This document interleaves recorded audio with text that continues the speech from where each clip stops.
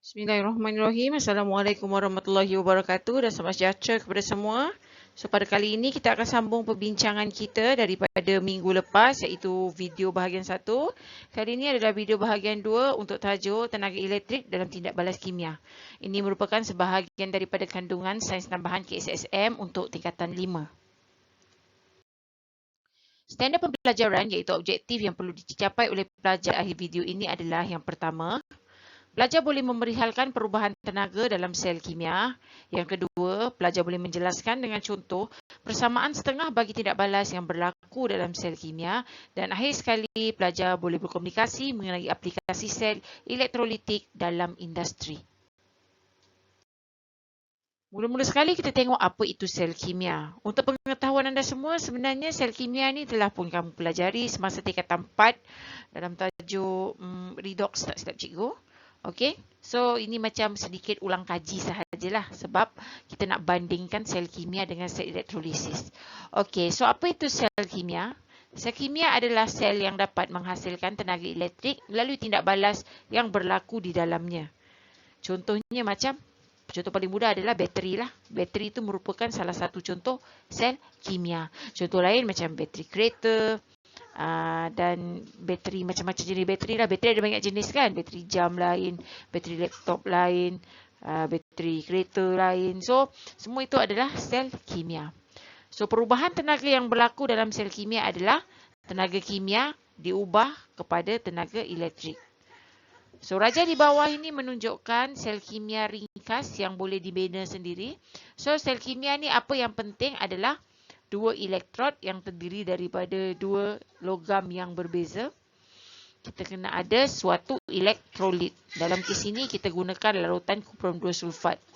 So, dalam dita ni kita lukiskan voltmeter. Tujuannya adalah untuk tengok sama ada berlaku ataupun tidak beza keupayaan di dalam dita tersebut. So, bila ada beza keupayaan, maka elektrik terhasil lah.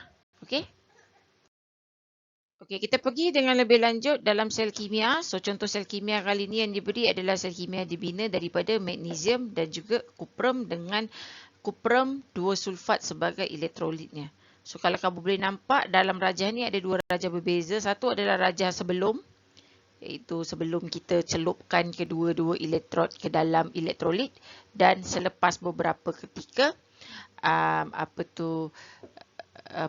kita celupkan kedua-dua logam ke dalam elektrolit. So, ada 3 pemerhatian yang boleh kamu dapati daripada sini. Okay?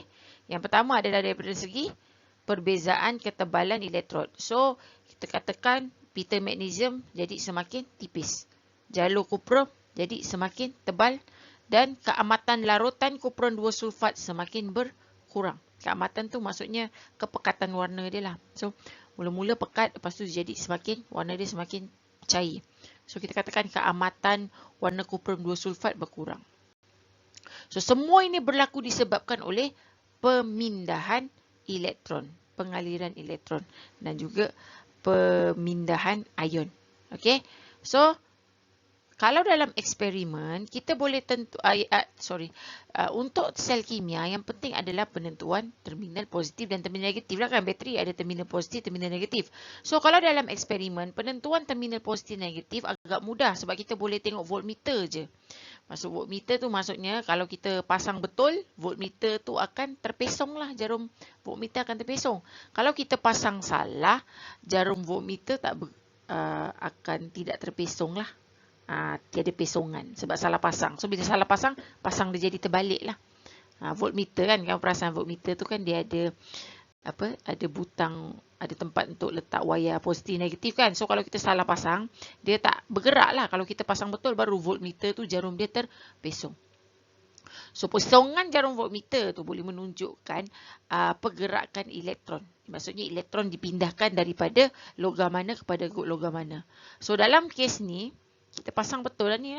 So, jarum voltmeter dia akan terpesong ke jarum voltmeter, memanglah akan terpesong. Tak ada tempat lain lah. Voltmeter memang satu arah je dia terpesong. Dia akan terpesong sebelah kanan.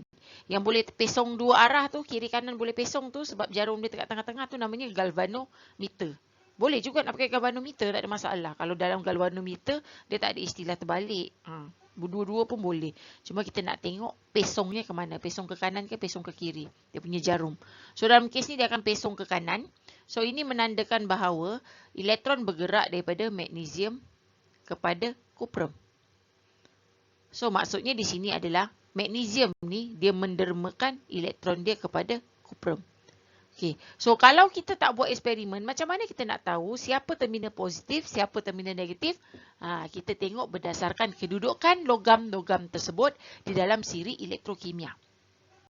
So di siri elektrokimia minggu lepas cikgu dah bincang pasal kalau nak cukup makan ambil lazat besi tu kan. Okey. So kalau dalam siri elektrokimia, kedudukan magnesium adalah lebih tinggi berbanding kuprum di dalam siri elektrokimia.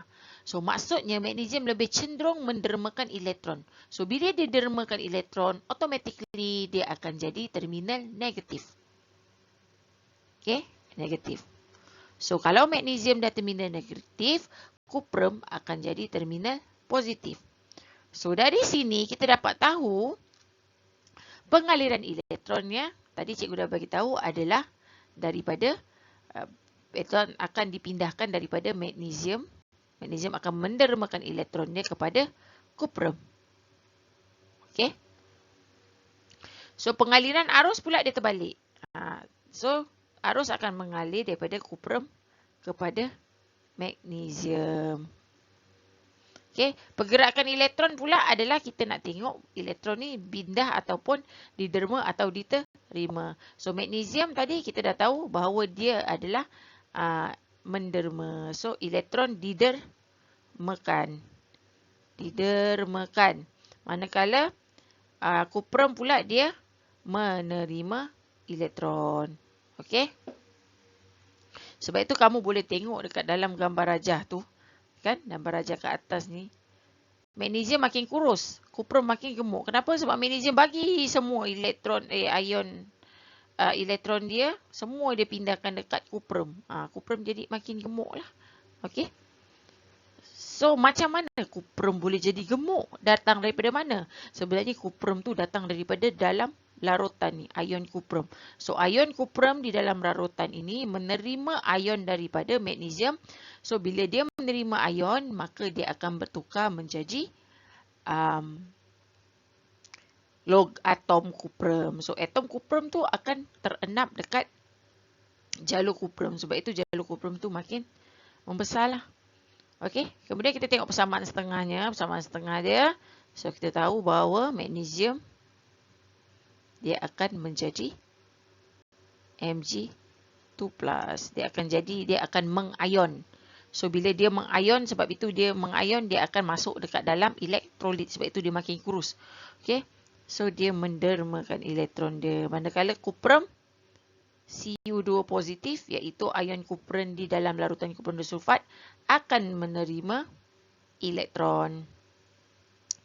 2 elektron. So, dia akan membentuk atom kuprum yang akhirnya terenap di jalur kuprum. Okay. So, proses dia adalah proses daripada Mg menjadi Mg2 positif. Ini adalah proses pengoksidaan. Manakala untuk kuprum pula adalah proses penurunan. So, perubahan elektron adalah pemerhatian yang kita dapat buat kepada elektron. So, pita magnesium akan jadi semakin menipis. Kenapa? Sebab atom semua tu dah bertukar menjadi ion. So, bila dia jadi ion, dia bukan lagi dalam keadaan pepejal. Dia dah masuk dekat dalam larutan kuprum 2 sulfat. Manakala kuprum 2 sulfat pula, ion kuprum dia semua akan bertukar menjadi atom. Jadi, dia akan berkumpul pula dekat jalur kuprum. So, jalur kuprum akan menebal. Okey? Itulah perkara yang berlaku di dalam sel kimia. Okay, seterusnya kita akan tengok aplikasi sel elektrolitik dalam industri. Sebenarnya bahagian ini merupakan kandungan tambahan dalam dokumen penjajaran KSSM. So senang cakap pada tahun ni topik ni sebenarnya tidak ditekankan lah secara detail. Jadi cikgu akan terangkannya secara kasar sahaja. Okay?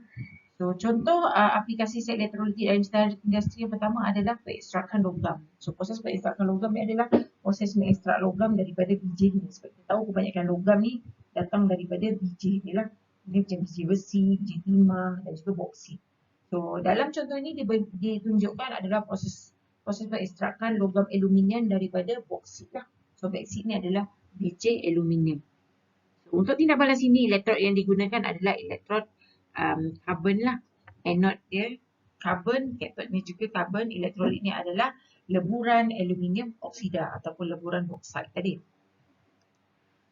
Okay, so ion yang hadir dalam leburan adalah ion aluminium 3 positif dan juga ion oksigen 2 negatif. So bila ion ini dinyahcaskan, maka hasil akhir dia adalah gas oksigen yang akan dibebaskan dan juga leburan aluminium yang akan turun ke sebelah bawah. Okay, so dekat sinilah nanti akan diambil aluminium tulen yang sudah diperolehi. Seterusnya adalah tindak balas penulinan logam. Okay. So kebanyakan logam ni kita tulen, tidak tulen. Logam ni dah banyak melakukan proses oksidaan. So jadi kita nak dapatkan logam tulen, kita boleh gunakan kaedah penulinan logam. Untuk kaedah penulinan logam ni, dia punya elektrod kita tidak pakai karbon. Sebaliknya kita pakai logam yang kita hendak tulenkan. So logam yang tulen kita letakkan di katod, manakala logam yang tidak tulen kita letakkan di anod lah. Okay. So, elektrolit yang kita gunakan adalah kuprum 2 sulfat. So, ion yang dinyahcaskan di katod adalah ion kuprum, di mana ion kuprum akan menjadi atom kuprum. Sebab itu, kita tengok daripada segi ketebalan elektrod berlaku perubahan di mana katod akan jadi semakin tebal. Okay. Anod jadi semakin nipis. Ini biasalah kita gunakan istilah anod terkorban. Okay. Bila dia terkorban, dia jadi makin nipis. So yang nipis itu disebabkan oleh pergerakan ion kuprum, dia akan menjadi atom kuprum. So yang tinggal kat sini adalah sama ada benda asing dan juga sebagainya lah. Okay. So hasil akhir dia adalah kuprum tulen dapat dikumpulkan di bahagian katod. Okay. Dan akhir sekali adalah proses penyaduran logam ataupun kadang-kadang dipanggil electroplating. Okay, tujuan penyaduran adalah untuk memberikan rupa yang menarik kepada sesuatu objek dan juga untuk melindungi objek tersebut daripada kakisan ataupun pengaratan. Contohnya macam sudu besi. Sudu besi ni bagus kita gunakan, memang kebanyakan kat dapur kita ni sudu daripada besi lah. Tapi besi ni sifat dia cepat berkarat. Jadi untuk menghalang pengaratan, kita boleh gunakan teknik penyaduran. Teknik penyaduran ini kita sadur dengan logam yang lebih cantik. Contohnya timah sebab dia berkilat. Contohnya kalau macam orang kaya bolehlah sadur dengan emas supaya nampaklah mewah. Itu. Okey. So dalam contoh ni dia bagi sudu lah. Sudu kita letakkannya dekat sebagai katod lah, iaitu kita letakkan, kita sambungkan dia kepada terminal negatif. Okay. Manakala kuprum tulen ataupun logam yang kita nak sadurkan, kuprum ke, contoh kita nak sadur dengan timah ke, ataupun kita nak sadur ke emas, kita letakkan logam tersebut dekat bahagian positif bateri. Okay. So elektrolit yang kita gunakan dalam kes ni adalah kuprum 2 sulfat. So apa yang berlaku adalah pada hasil akhirnya elektrod akan menipis di anod, iaitu logam yang kita gunakan sebagai saduran tu, manakala sudu sudah pun tersadur. Okey. So kalau dalam peperiksaan suruh kamu lukis, pastikan kalau bahan yang kamu nak sadur tu pastikan dia tenggelam sepenuhnya di dalam elektrolit. Kalau tak tenggelam sepenuhnya nanti berbelanglah sudu. Kan ada atas bersadur, bawah bersadur, atas tak bersadur pula. Okey. Dengan berakhirnya slide tadi, maka berakhirlah sudah topik kita untuk bab 4 sains tambahan ini. Semoga kandungan dalam video ini mendatangkan manfaat kepada kamu. Jangan lupa subscribe, like dan komen di YouTube channel Cikgu ya. Sehingga kita berjumpa lagi dalam video akan datang. Assalamualaikum.